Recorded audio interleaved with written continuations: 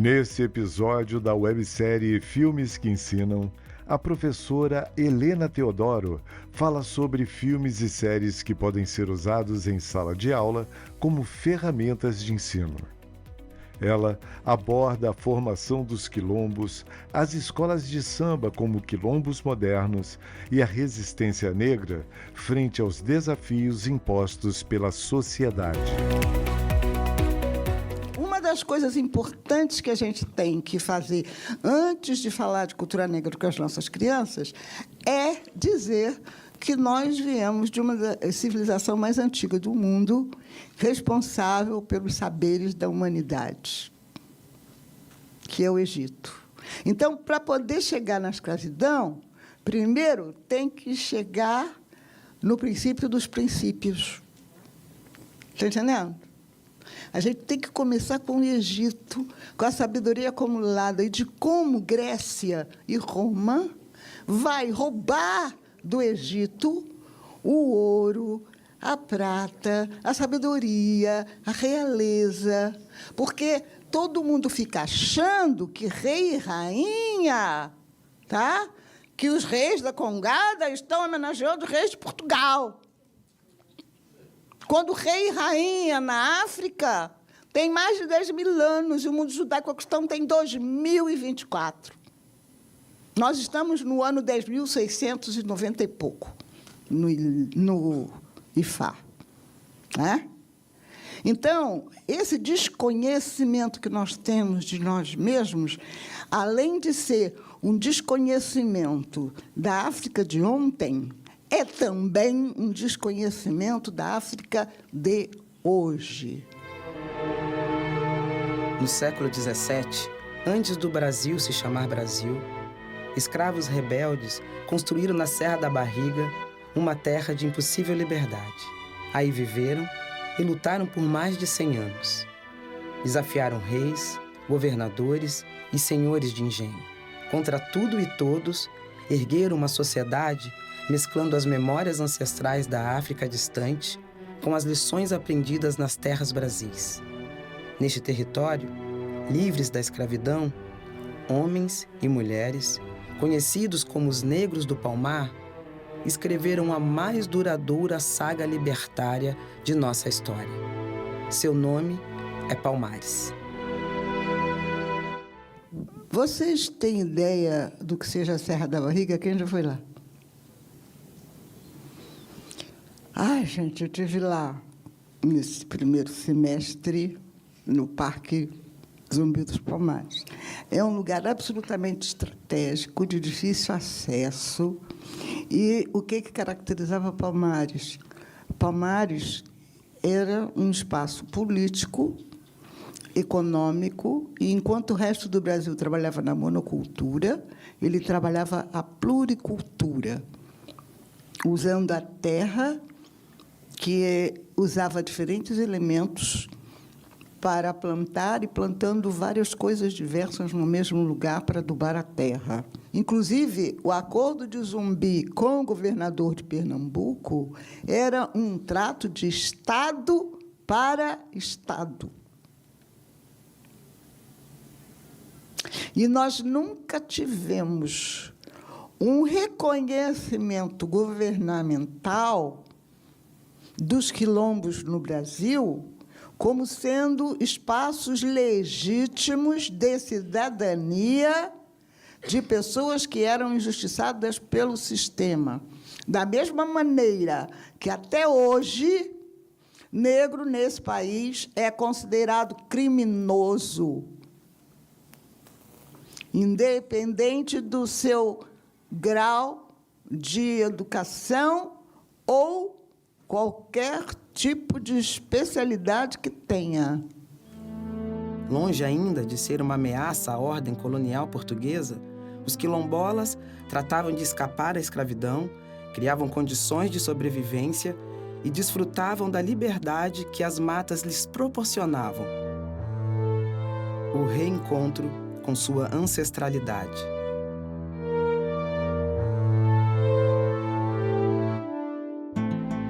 E como é importante esse trabalho relacionado a mostrar os quilombolas e como a gente tem que trabalhar para que as nossas crianças comecem a se olhar no espelho e se orgulharem da sua origem e entenderem que tem competência, sim, para fazer um Brasil melhor, um Brasil mais amigo, mais solidário e mais positivo. Então, vamos passar para um outro ponto que eu gostaria que a gente visse agora, que é a relação do quilombo de lá de fora com o quilombo moderno, que é a escola de samba. Mas, antes de chegar à escola de samba, a gente tem que chegar a uma pessoa incrível que deu, no campo da música, uma visibilidade desse conhecimento ancestral, que é Clementina de Jesus. A Clementina era do elenco das Noitadas de Samba, né? A Clementina, Cartola e Nelson Cavaquinho. Lá no céu tem branco e azul, na terra tem toda a cor, na boca de quem não presta, quem é bom não presta. Você matou meu sabiá, oh, Nossa Morena, eu vou pra Ribeira Samba. Clementina de Jesus vai ser uma mulher com mais de 60 anos que traz para o meio musical carioca as cantigas dos quilombos, o jongo. Mas, antes da Clementina, a gente já tinha o jongo da Serrinha, no Império Serrano. E a gente já tinha o caxambu do Salgueiro. Jongo e caxambu é a mesma coisa. Caxambu é o nome do tambor que toca no jongo. O jongo é a dança.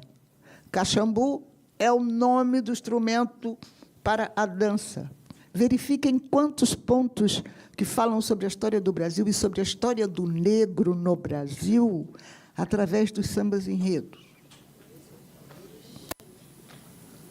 Como a gente pode brincar com as crianças, cantar com as crianças, estudar literatura, discutir com eles poesia, através do samba enredo das escolas de samba, que são escolas. E, inclusive, as escolas de samba nos dão uma visão de como o subúrbio é criativo e fazer com que as crianças dos diferentes subúrbios tenham orgulho do seu lugar de origem. Antigamente, o centro da cidade era tudo. Mas agora é no subúrbio que a gente tem produção cultural. É das favelas que vem o hip-hop. E é muito importante que as pessoas entendam a importância do território com a memória. A comunidade negra foi alijada do centro da cidade com a reforma Pereira Passos, nos anos 20, que queria transformar o Rio de Janeiro numa cidade europeia. O Brasil se queria francês e absolutamente independente e desligado da comunidade negra. Só que nós somos 57% da população hoje. Já fomos 70%. E, além do mais, a maioria da população do país é de mulheres. E mulher é um bicho danado. Terreiro de preto, ai, ai, ai. Vamos sarava, aqui, meu pai. Xangô, Xangô, Xangô, Xangô. Tem um filme aqui que eu achei muito, muito interessante, que eu gostaria que você colocasse para a gente antes do Rio Negro. É exatamente O Caminho dos Orixás, tá? Que fala de alguma coisa muito interessante, porque, primeiro, a figura de diabo não existe na nossa tradição. O que é diabo, gente? Não existe para a gente, não. Tá? É alguma coisa muito complicada, isso, porque a gente só prega o respeito ao outro que é diferente. Se um é de ar, o outro é de água, o outro é de terra. o outro é de ar, o outro é de arco-íris, o outro é de floresta, o outro é de lagoa. O que eu vou saber sobre alguém que tem uma essência diferente da minha só vai me enriquecer. Entendido? A tradição judaico-cristã estabeleceu para nós que o outro que é diferente é o meu inferno. Então, eu tenho que eliminá-lo ou dominá-lo. É uma relação de extermínio ou de domínio. E eu digo para vocês que eu fico muito preocupada, eu estou junto com vocês, assim, como deve ser difícil trabalhar nesse país com tanta dificuldade, não apenas com colegas, porque a nossa formação ainda é muito tradicional, mas como a mídia divulga todo um posicionamento muito negativo em relação a uma população negra. A gente só está com bandidos, com dominação, com isso, com aquilo, a visão de marginalidade, de coisa ruim. E a gente poder trabalhar um sentido de conhecimento de nós mesmos, de orgulho de nossas origens e de possibilidades para os nossos alunos, fica muito difícil nesse contexto. Eu sei como é que é, mas a gente tem que acreditar. E por isso que a gente continua, inclusive, tentando mudar dentro da universidade. Tá? Então, aqui, vamos lá um pouquinho da Yansan, para a gente poder entender a cerimônia de um orixá, como dança, como canta, e a gira no candomblé, que é completamente do sentido da Umbanda. A Umbanda atende as pessoas, cura as pessoas, conversa com as pessoas. O candomblé também cura as pessoas, conversa com as pessoas, mas no sentido de cada um encontrar a sua própria maneira de ser e as suas próprias características.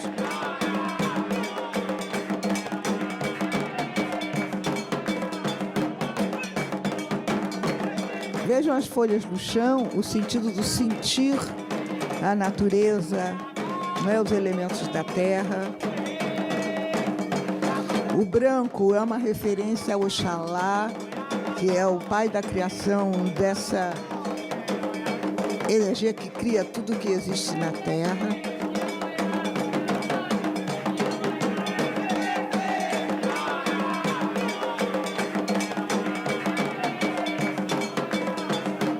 Os fios de conta representam aqui, orixá, você pertence. Então, eu sou de Yansan, está aqui meu fio de Yansan.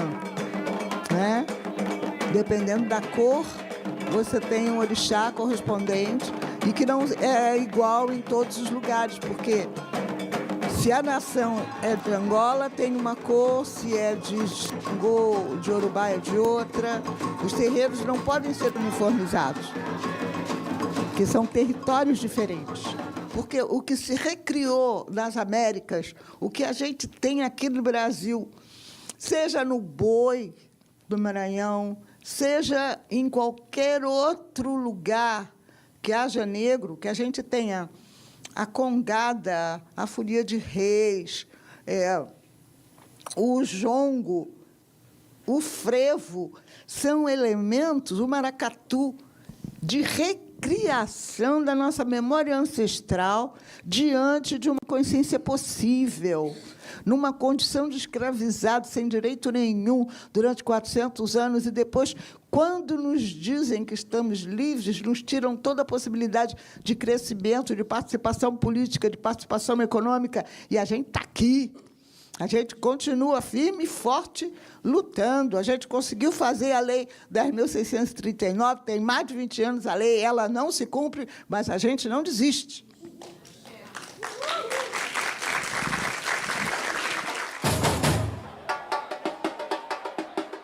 O samba, não só o samba de enredo, o samba em geral, ele é a filosofia da cidade. A cidade só é dessa forma hoje porque existiu em um certo tempo a galera que viveu sobre a filosofia do samba. Não tem como a gente pensar a cidade do Rio de Janeiro, seja a cidade preta ou a cidade que todo mundo conhece historicamente, sem pensar o samba envolvido nela. E aí teve o trechinho dizendo que, na realidade, o Rio de Janeiro construiu esse país e que o Rio de Janeiro é o ponto de referência, era o ponto de referência no Brasil para todas as grandes coisas que se pensasse e o estímulo que o samba carioca deu para o turismo no nosso país. Basta dizer para vocês que, no ano passado, eu tive contato com a Prefeitura do Rio de Janeiro, o desfile das escolas de samba deu um lucro de aproximadamente 2 bilhões de dólares para a Prefeitura do Rio de Janeiro. 2 bilhões de dólares. Vocês podem imaginar o que seja isso? Agora, o que vai de retorno para as escolas de samba? E para os sambistas, então, zero. E aí não há melhoria em concentração, nem em ajuda pessoal, nem em valorização do sambista.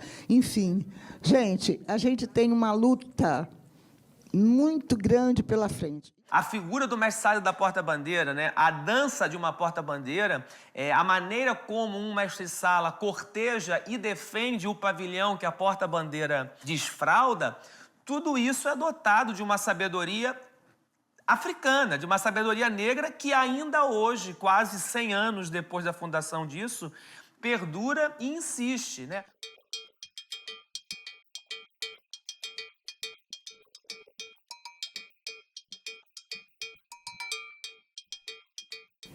É muito importante que a gente possa entrar na simbologia das coisas que são taxadas como folclore e que são mensagens da comunidade negra. E aí, conversando com o povo do boi, gente, eu fico toda arrepiada lembrando disso. Eu fiquei muito emocionada porque o Garantido me homenageou na quadra, no meio daquele bumbódromo enorme. Eles me levaram lá para o meio. A primeira mulher negra a terminar um doutorado sobre filosofia negra nesse país.